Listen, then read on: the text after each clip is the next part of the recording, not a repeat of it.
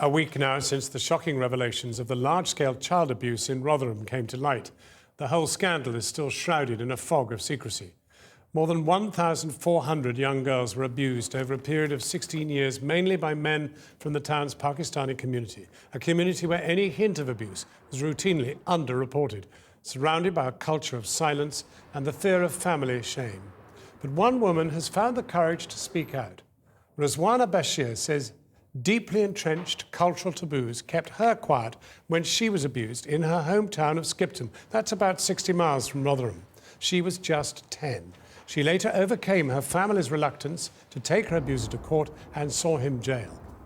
She went on to found a travel company based in San Francisco, from where she joins us tonight. Ruzwana, can we just start with the report which suggested of these 1,400 girls, nearly all of them were white. And there seemed to me, when I was in Rotherham last week, real evidence of underreporting by Pakistani girls. Do you believe it is for Pakistani girl victims now to have the courage to do what you've done? Yes, I think it is. Actually, when you look at the Rotherham report, Professor Jay did actually take notice of the fact that there was this huge underreporting that was going on of abuse within Pakistani communities. In fact, local women were actually reporting the fact that there were abusers and gangs that were waiting for Pakistani heritage girls outside their schools. She cites the fact that the UK Muslim Women's Network actually has a report on grooming and prostitution of Muslim women that went on all over the UK. And the cases there were incredibly brutal. These women were raped, they were burnt with cigarettes, they had the same kind of abuse that the girls in Rotherham had. And so there is just this massive underreporting that's going on with Pakistani victims. And there are a few factors that are involved in that. The first is just that you have these communities that are pretty deprived. There's a lack of education, they're deeply patriarchal, they're often misogynistic, and when you have all of these kind of this situation combined with a huge issue around shame, victim shaming and blaming, which means that a family will ostracize their child if she speaks up and says, I was abused. These factors mean that no Asian women really feel comfortable coming forward. Even for me, it took 10 years of being outside of the community to actually be able to come back and say, I was abused. Was that the key, that you were outside the community? I mean, you amazingly went from school in Skipton to be president of the Oxford Union, and you were right out there. What actually persuaded you then to go after your abuser? Well, I never talked to anyone about it until I was in my 20s. Such is the nature of this shame that you're kind of quite paralyzed by it and you don't want to talk to anyone about it.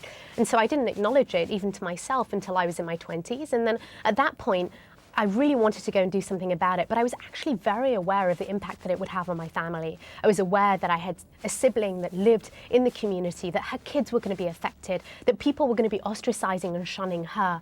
And so that was one of the reasons that it took me a little longer to be able to come forward, and I was able to get her on board and come together to be able to testify against it. My parents were still challenged against it. They didn't want me to go forward. But if I'd lived within that community, knowing that they were going to shun me, that they were going to blame me, they were going to say that I was a liar, it would have been a lot harder. And I have a huge amount of respect for those I think you argue that, in fact, your parents, for no fault of their own, but in many ways represent exactly what is going on in that British Pakistani community, that there is this utter reluctance to confront what is clearly, obviously going on.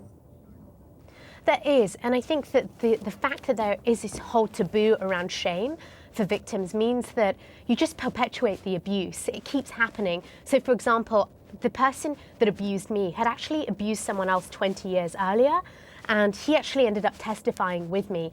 But in between, there were many other victims. There were often female victims, and the shame of the whole thing meant that they weren't willing to testify with us. And so, let me ask you something, because you could encourage girls to come forward by telling us how.